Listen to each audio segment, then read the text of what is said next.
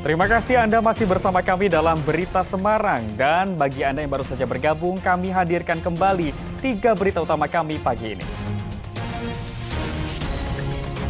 2 bocah yang terseret ombak pantai Suwu Kebumen akhirnya ditemukan dalam kondisi meninggal dunia. Puspom Angkatan Darat menggelar reka ulang lanjutan kasus tabrak lari 2 sejoli di Jembatan Menganti, Banyumas, tempat kedua korban dibuang.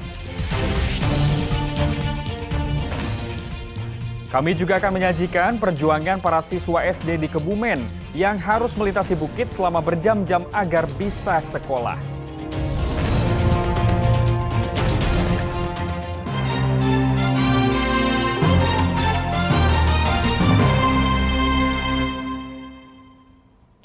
Kenaikan harga minyak goreng membuat pedagang di Kota Semarang tak menjual minyak goreng curah untuk sementara waktu karena pembelinya berkurang.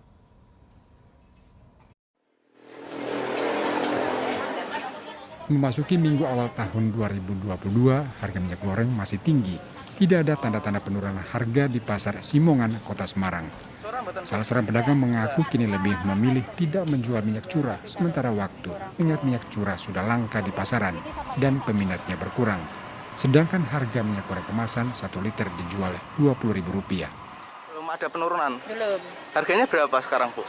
40 ke 2 liter. Kalau yang 1 liter? 1 liter 20. 20. Perbandingan hari kemarin, Bu, hari Natal? Masih sama. Masih sama harganya, 20.000 itu, Bu, 1 liter. Ibunya sendiri jualan minyak curah nggak sih, Bu? Enggak. Lah kenapa, Bu?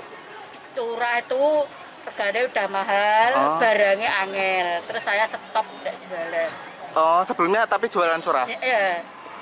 Pembeli pun merasa keberatan dengan harga minyak yang terlalu mahal dan tidak ada penurunan harga hingga pergantian tahun. Kalau bagi saya, karena saya nggak jual makanan matang, bagi saya nurut aja. Tapi kalau untuk ekonomi lemah, mungkin terasa. Itu loh Mas, kok mahal. Apalagi untuk pedagang kecil seperti gorengan. Jadi merasa susah lah.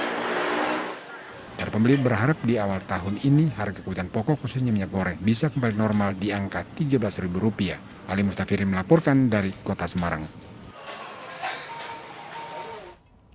Para pedagang di Kompleks Pasar Johar Kota Semarang dirazia Satpol PP. Pedagang yang masih nekat berjualan di area terlarang langsung kebingungan mengangkut satu persatu barang dagangannya.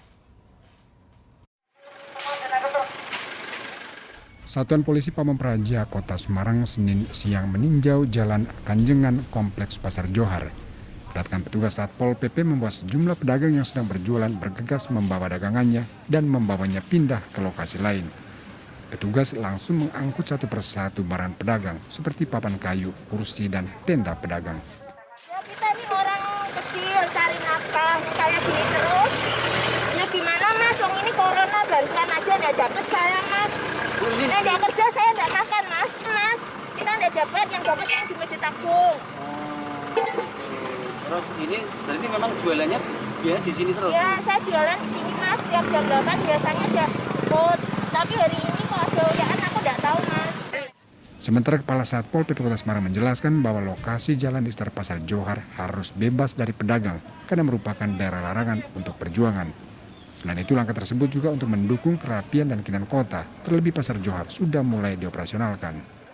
Ya karena di sini beberapa kali kita isi mereka ndablak di keras atau buyon. Nah kami ambil semua. Masa besok misalkan ada ya kita selesaikan. Sehingga ini benar-benar satu kawasan Johar baru yang tertib, indah, nyaman. Jadi tidak mau Satpol PP berencana akan menggelar razia pedagang liar secara rutin. Jika para pedagang masih nekat, Satpol PP mengancam akan mengangkut barang dagangan mereka. Ali Mustafirin melaporkan dari Kota Semarang. Belasan anak pang ditangkap Satpol PP Kabupaten Brebes dan diberi sanksi sosial. Kegiatan ini dilakukan karena banyaknya laporan masyarakat dan pengguna jalan yang resah dan merasa terganggu.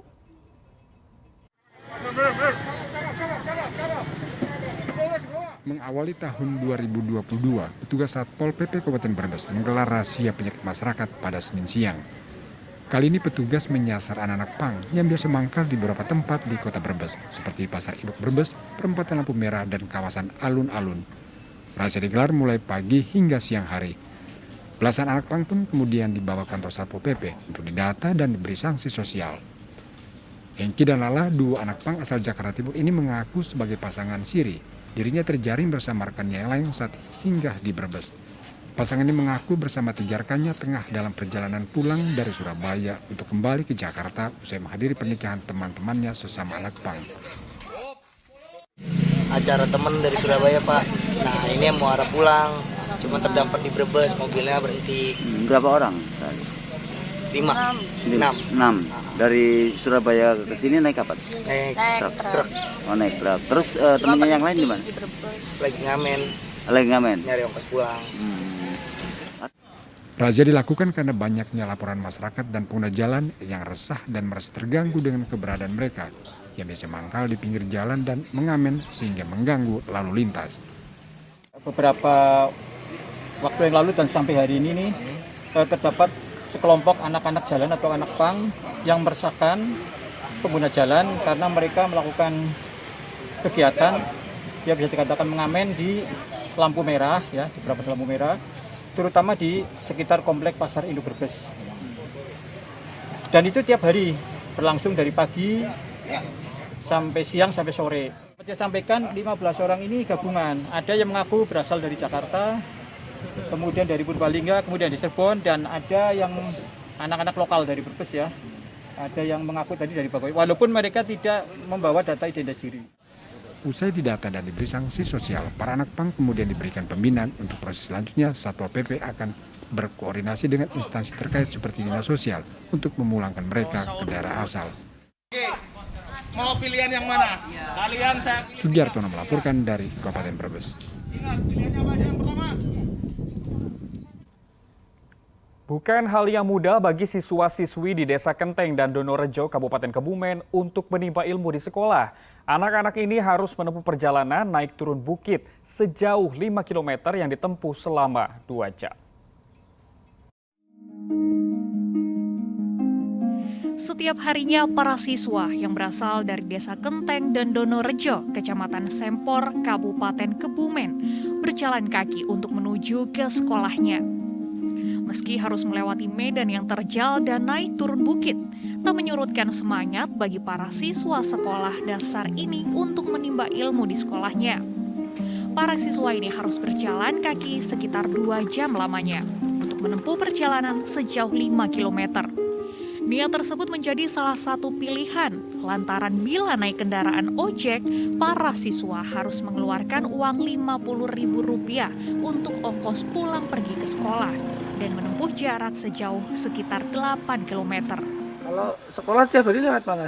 Lewat sini. Sekarang kelas berapa? Kelas 6. Kelas 6, berarti 6 tahun lewat sini terus? Iya. Gimana rasanya dia lewat jalan ini? Susah banget jalannya. Kalau musim hujan gimana? Ya nggak izin nggak berangkat. Kenapa tuh nggak berangkat? Itu sih kalau hujan nggak boleh berangkat. Kenapa nggak berangkat? Takut apa? Takut. Takut kenapa? Lewat itu sih, lewat alas. Dari rumah sampai ke sekolah berapa jam, Dek? 2 jaman ada. 2 jam. Sementara bila musim penghujan, para siswa ini terpaksa tidak masuk sekolah karena jalan licin dan berbahaya. Dengan akses jalan yang tak mendukung, tak sedikit siswa yang berhenti bersekolah. Untuk tahun-tahun ini kayaknya masih banyak yang tidak melanjutkan. Karena ekonomi dan juga jalan rusak. Oke, harusnya karena jalan yang seperti ini dan juga yaitu tadi biaya yang membengkak karena untuk biaya perjalanan saja sudah banyak lah. Memang dari dulunya sudah rusak. Gitu. Dari dulu sekali gitu, dari zaman saya kecil itu.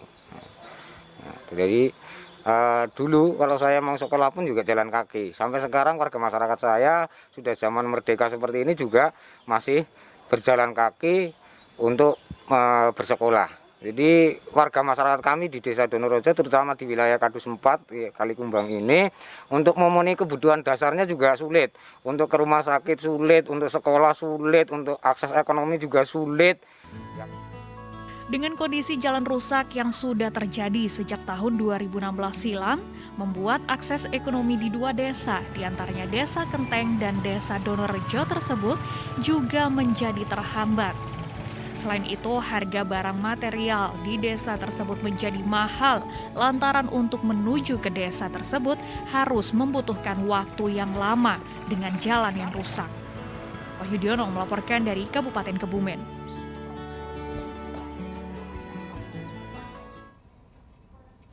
Dan informasi tadi mengakhiri jumpa kita pagi ini. Atas nama rekan kerja yang bertugas, saya Doni Hermatra mengucapkan terima kasih atas kebersamaan Anda.